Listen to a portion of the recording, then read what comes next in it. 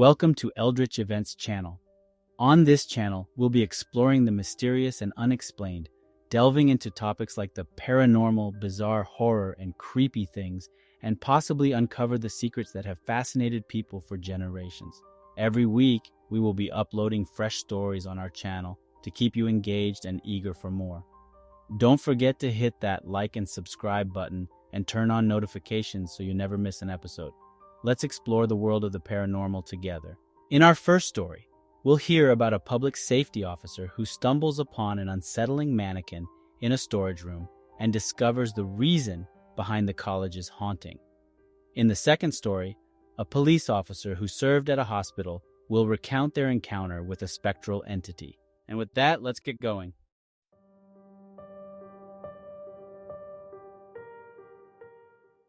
As the public safety officer at the Oregon College, it was part of his job to check the buildings at night. The college, dating back to the 1800s, had old and creaky buildings, and many were built over a pioneer cemetery. However, one building that always made his spine tingle was the theater building. He was convinced that there was something fundamentally not normal about theater buildings, and this building was no exception. There were several things inside that toyed with one's imagination, including a basement with a metal operating table and a chair with binding straps on its arms. But there were other things that no one could explain. One night, while making his rounds, he passed a door he had never opened before. It was locked, and the sign next to it indicated that it was for storage. But this time, he was curious. He unlocked the padlock, turned the old knob, and pushed open the door to darkness. He clicked on his flashlight, and the beam fell on a black, faceless mannequin smack in the center of the room. He forced a nervous laugh, took a few deep breaths to regain control of his heartbeat, and marveled at how one's mind can play games with them. But suddenly, the mannequin began rotating on its metal base toward him. He blurted out, "You gotta be kidding me," as he backed out into the hall. He stood motionless for a few moments, staring at several old framed pictures adorning the hallway, but on a whim, he retrieved his iPhone and pushed the video button. He aimed it at the pictures for a second, and then slowly crept back into the darkness of the strange room. He swept his flashlight to all four corners to ensure no one was in there, and then settled the beam on the mannequin. If he had fully believed it had actually moved, he would have left the entire building with extreme haste. But he held his light on the featureless head for a moment as it stood mute and motionless in the seldom used and always locked room. Suddenly, the mannequin moved again, turning ever so slowly away from him. His legs turned to mush, and he might have made an audible noise of some kind. Somehow, he kept his phone's camera on the thing for a few more seconds. Then he had to get out of there right that instant. He fast walked to the nearest exit. As he exited the building, the public safety officer could feel his heart pounding in his chest. He had never felt such fear in his entire life. He quickly glanced back at the theater building and saw that the lights had turned on in the storage room. His mind raced, trying to come up with a logical explanation for what he had just witnessed. But deep down, he knew that there was no explanation. He had encountered something otherworldly in that room, something that had the power to move objects and terrify him to the core. He knew that he couldn't keep this to himself and decided to report the incident to his superiors.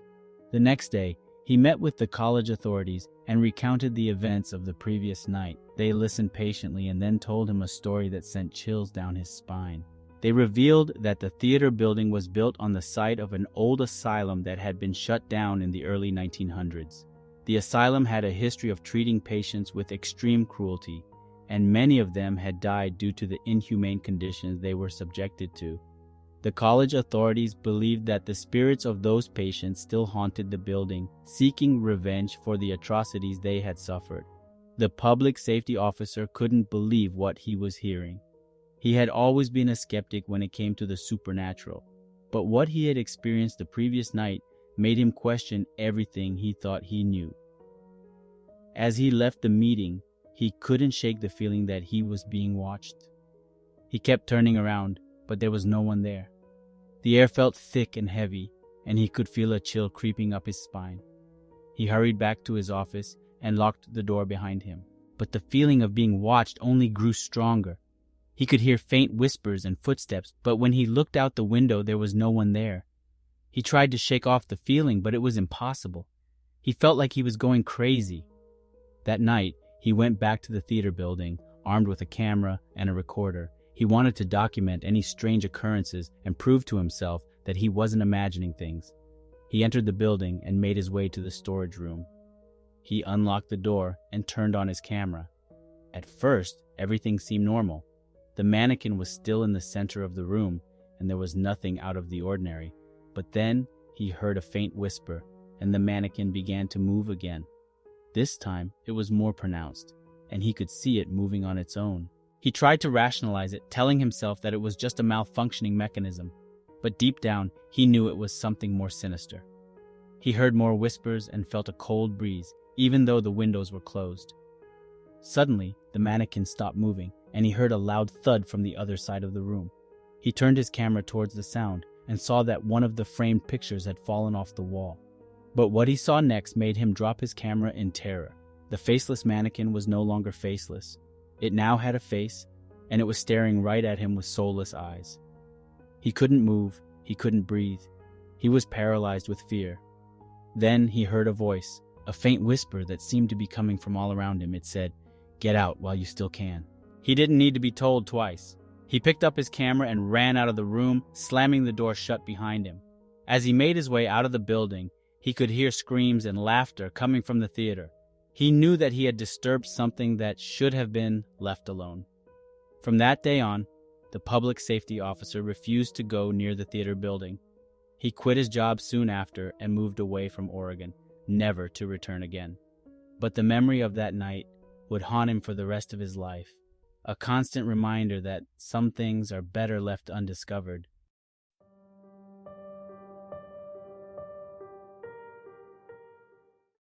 The hospital had always been a strange and eerie place for the security officer turned police officer. Despite having worked there for a while, he could never shake off the feeling that something was not right about the place. It was as though the hospital was a portal between the world of the living and that of the dead. One night, while doing his usual rounds, he had been instructed to check on the two bodies lodged in the morgue. The cold, dark, and maze-like hallway leading to the morgue only added to the already creepy atmosphere. As he approached the morgue, he could feel the hair on the back of his neck stand up. Upon entering the cooler, he noticed a dark, shadowy figure, about 6 feet tall, bending over one of the bodies. The figure was see-through, and the officer could not believe his eyes. He stood there, frozen in fear, 1,000 goosebumps spreading over his arms. He was suddenly hit with an intense cold, more intense than the temperature in the cooler. It took him a few seconds to compose himself, but he eventually managed to shut the cooler door and rush out of the morgue. He securely locked the outer door behind him and walked down the hall, trying to get away from that room as quickly as possible. When he finally confided in his supervisor, she didn't seem surprised by his story. She explained that hospitals were a gateway between the living and the dead, and that everyone who worked there had experienced something strange or inexplicable at some point. Sometime later, he was called to remove the body of a man who had just passed away.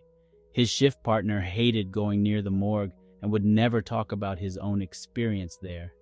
The officer needed help, so he called him on the radio to meet him in the patient's room. As he went to retrieve the man's paperwork, he noticed a refreshment card in the hallway outside the door, indicating that someone was about to pass on. He assumed that the family and friends had left and that he was alone with the deceased. When he entered the room, he saw an elderly man, presumably a friend or a brother, sitting on the couch, his head in his hands. The officer apologized for interrupting and quickly closed the curtains to give the man some privacy. He went to get the nurse's help to transfer the body and mentioned that there was still someone in the room with the deceased. The nurse, however, told him that the room was empty and that no one was there. As they lifted the body onto the gurney, the officer had a strange feeling that something was watching them. He asked his partner to wait a second as he unzipped the body bag and looked inside.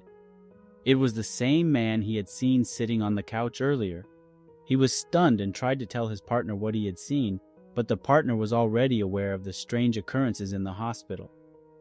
The officer couldn't shake off the feeling of unease that had taken hold of him since he saw the man in the room. He couldn't explain how he could have seen the same man in the body bag when the nurse had confirmed that the room was empty.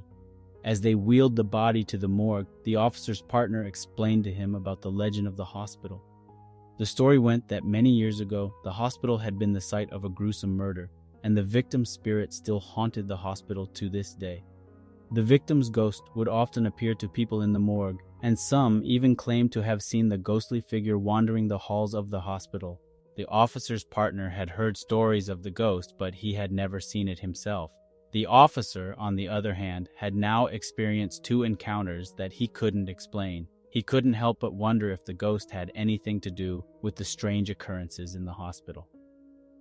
Over the next few weeks, the officer and his partner would have several more encounters with the ghost.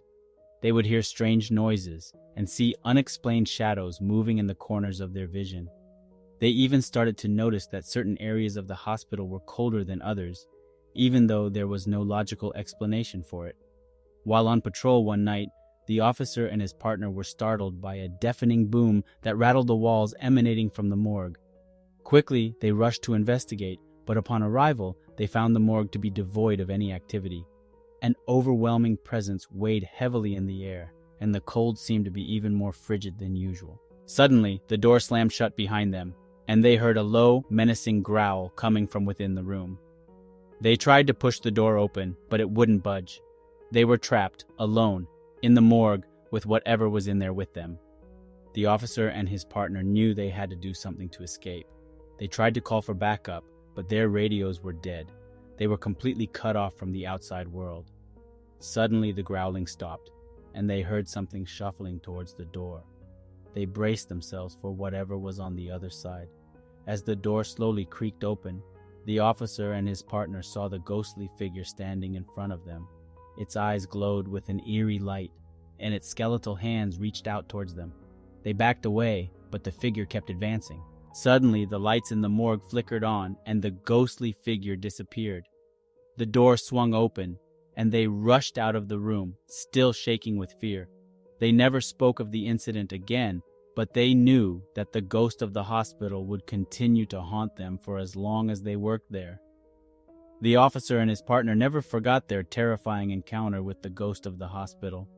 They knew that the strange occurrences in the hospital were not just a figment of their imagination. They had witnessed the haunting firsthand. After that night, they both transferred to other departments, unable to shake off the fear that still clung to them. The legend of the hospital's ghost lived on, and many others would have similar encounters over the years. The hospital remained a place of fear and unease, a portal between the world of the living and that of the dead. Thanks for watching our video. We hope you enjoyed it and that it left you feeling scared, intrigued, or just plain entertained. We're always eager to hear from our viewers, so if you have any comments, questions, or ideas for future content, drop them in the comments section below. And if you have your own personal stories that you'd like to share, feel free to email us. Be sure to take a look at our other videos on the screen and remember to hit the like and subscribe buttons. Don't forget to turn on the notification bell to ensure you don't miss any of our future content. If you know anyone who enjoys horror, paranormal, or scary stories, please share our channel with them. We truly appreciate it. Thank you once again for watching, and we look forward to seeing you in our next video.